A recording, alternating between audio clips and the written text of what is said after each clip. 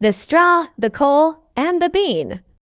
In a village dwelled a poor old woman, who had gathered together a dish of beans and wanted to cook them.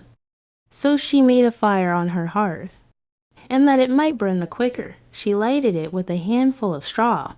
When she was emptying the beans into the pan, one dropped without her observing it, and lay on the ground beside a straw. And soon afterwards a burning coal from the fire leapt down to the two. Then the straw began and said, "Dear friends, from whence do you come here?" The coal replied, "I fortunately sprang out of the fire, and if I had not escaped by sheer force, my death would have been certain.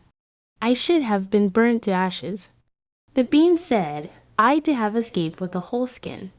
But if the old woman had got me into the pan, I should have been made into broth without any mercy, like my comrades, and would a better fate have fallen to my lot."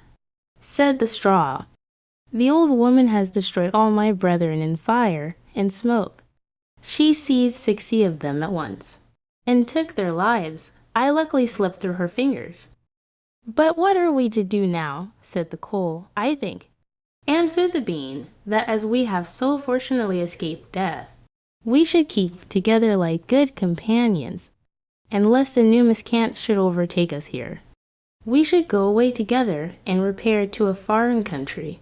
The proposition pleased the two others, and they set out on their way together. Soon, however, they came to a little brook, and as there was no bridge or footplank, they did not know how they were to get over it.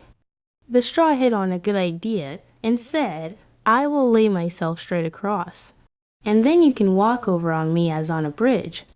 The straw therefore stretched itself from one bank to the other, and the coal, who was of an impetuous disposition, tripped quite boldly onto the newly built bridge. But when she had reached the middle, and heard the water rushing beneath her, she was after all afraid, and stood still, and ventured no farther.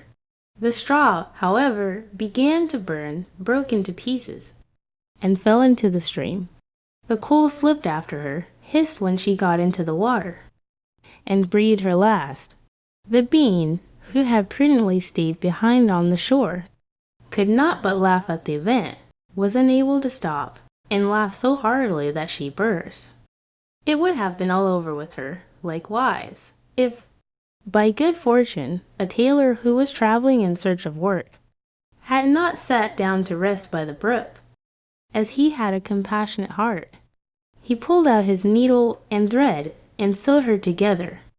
The bean thanked him most prettily, but as the tailor used black thread, all beans since then have a black seam. Thank you for watch. Please don't forget to subscribe my channel for more interesting and beautiful stories and share our content with your friends.